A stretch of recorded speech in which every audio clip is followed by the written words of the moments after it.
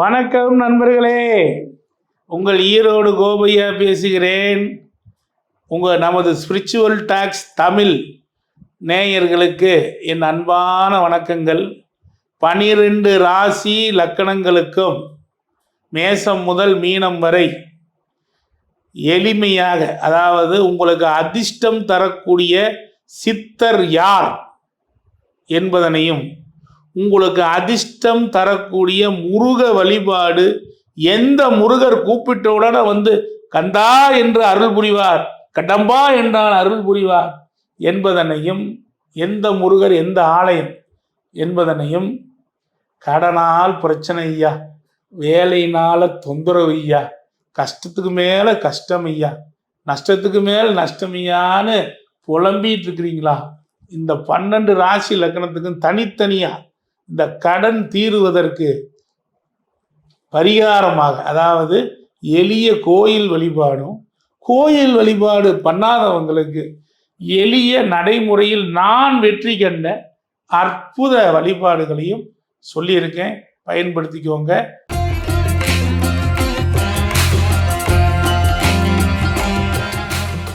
நீங்கள் தனுசு ராசிக்காரரா, தனுசு லக்கணக்காரரா? அற்புதம் அற்புதம். உங்களுக்கு அதிர்ஷ்ட சித்தர் யாரென்று தெரியவில்லையா? அதிர்ஷ்டமான முருகர் யாரென்று புரியவில்லையா? கடனால் பிரச்சனையா? கடன் தீருவதற்கு ஏதேனும் ஒரு வழி கிடைக்குமா என்று நீங்கள் வேதனையுடன் இருக்கிறீர்களா?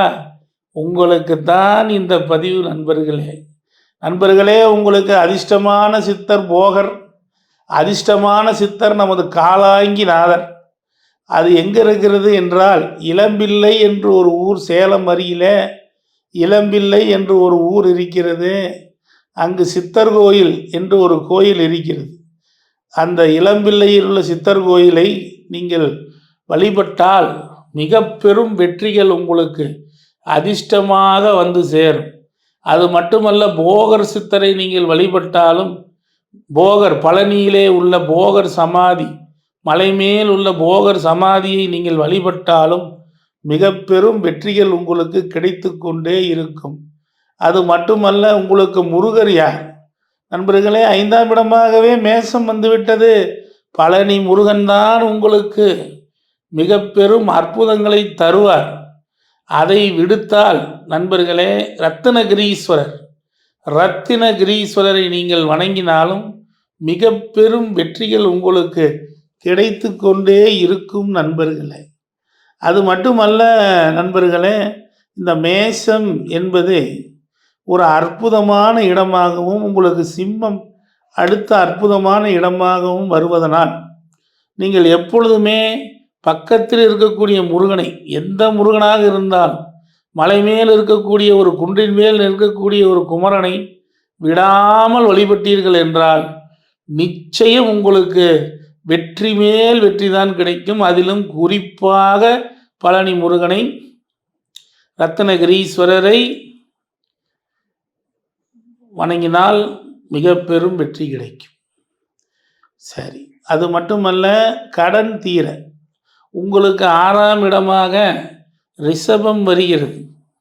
இப்போ ரிஷபம் வந்துருச்சுனாவே அங்கே பாருங்கள், 6க்கும் 11க்கும் உடையவன் சுக்கிரன் தான். அப்போ ஏதேனும் வழிபாட்டு ஸ்தலம் எங்களுக்கு உள்ளதா என்றால், ஸ்ரீரங்கநாதரை வழிபடுவதும், ஸ்ரீ கிருஷ்ண பகவானை வழிபடுவதும், தேர் இழுத்து வழிபடுவதும், எங்கு சென்றாலும் தேர் இழுத்து வழிபடுவதும் உங்களுக்கு நன்மை. அப்படியெல்லாம் இல்லை ஆண்டவரே, எங்களால் நிறைய கோயில்களுக்கெல்லாம் போக முடியாது, எங்களுக்கு எளிமையான வழிபாடு சொல்லுங்கன்னா, 6ஆம் இடமே ரிஷபம், அதுக்கு நேர் 7 விருச்சிகம்.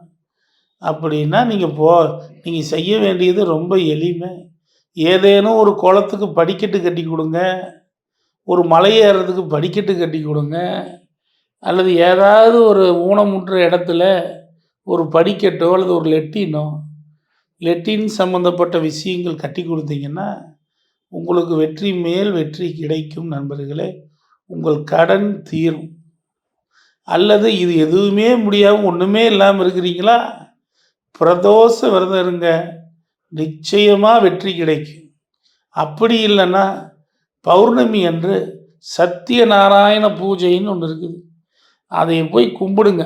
ஒவ்வொரு பௌர்ணமி அன்று விரதம் இருந்து சத்தியநாராயண பூஜை பண்ணி பாருங்க.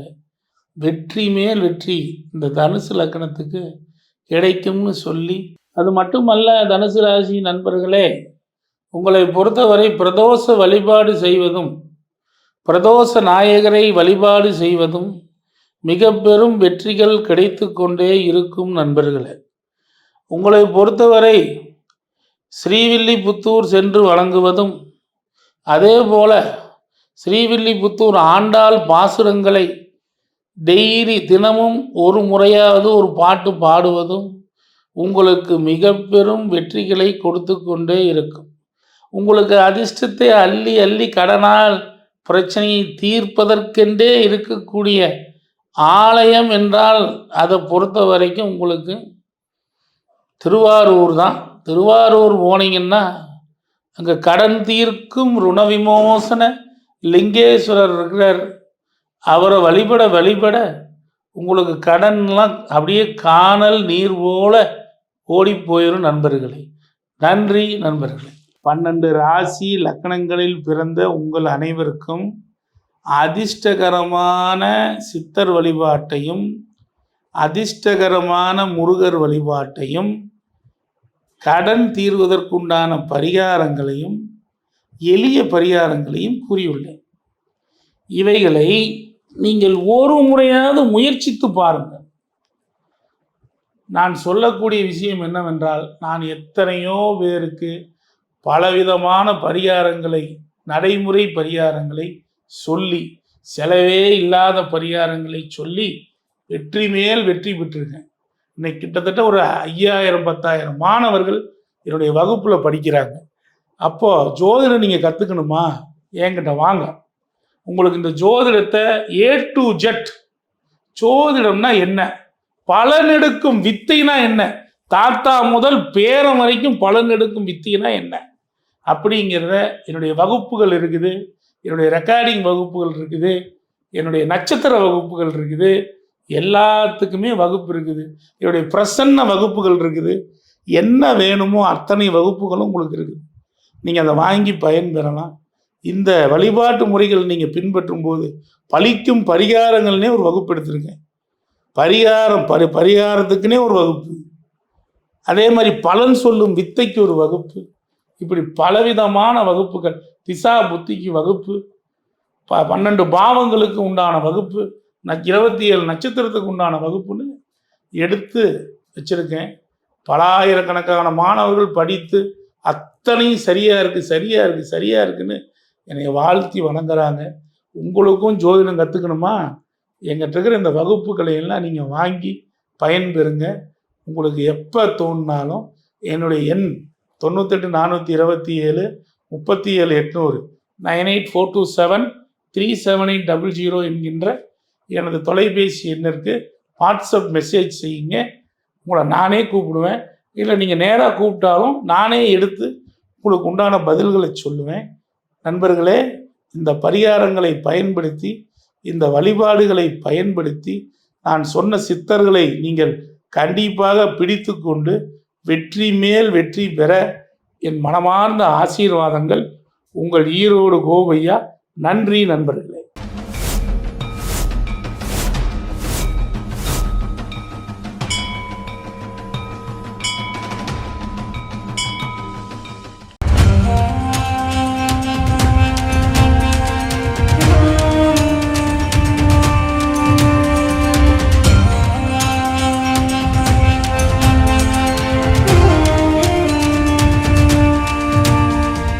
எல்லா ஊர்லேயும் சாமியை வந்து அடித்து துரத்தி அனுப்புகிறாங்க. அதன் பிறகு பார்த்தீங்கன்னா இந்த பூண்டிக்கு வராரு. இங்கே இருக்கவங்க பக்கத்தில் இருக்கவங்க எல்லாம் சேர்ந்து சாமியை வந்து திருவண்ணாமலைக்கு போகிற வழி மல்லவாடி காட்டில் எடுத்து போய் வெட்டி போட்டு வந்துடுறாங்க. எப்படின்னா தலை தனியாக, கை தனியாக, கால் தனியாக, பீஸ் பீஸாக வெட்டி போட்டு வராங்க.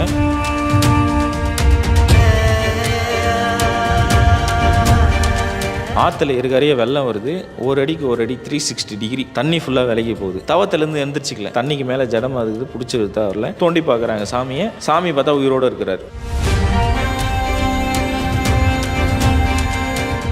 பூண்டி மகான் பார்த்தீங்கன்னா மேற்கு ஒரு திண்ணையும் கிழக்கு ஒரு திண்ணையும் இருந்தது. இந்த கிழக்கு திண்ணையில் அந்த திண்ணையில் உட்கார சொல்ல தான் 19 வருட காலங்களாக பூமியில் கால் படலை.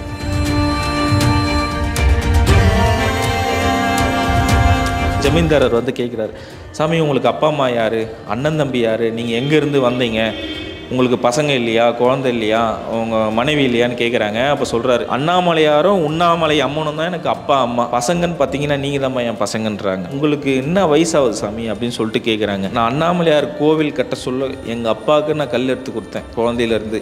இன்றைக்கி ப்ரெசன்ட் டேட்டுன்னா அதுதான் என் வயசு, நீ அன்றைக்கி நீங்கள் கூட்டி சொல்லு பண்ணுறேன்.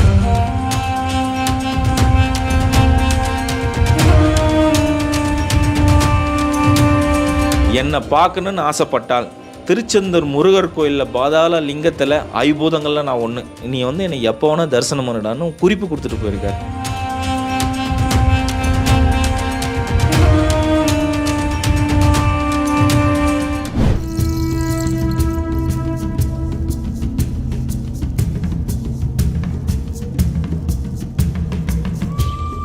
புலிகள் கூட ஒரு மகான் விளையாடி இருக்காரு. இவர் தவம் இருக்கும்போது இந்த வரி புலிகள் இவரை பாதுகாத்திருக்கு. திருவண்ணாமலைக்கு வந்த மகான்கள் வரிசையில இவர் முன்னோடின்னு சொல்றாங்க. ஈசான்ய ஞான தேசிகர் ஐயா, இவருடைய வாழ்க்கை வரலாறு தான் நம்மளுடைய தேடல் பயணத்துல பார்க்க போறோம்.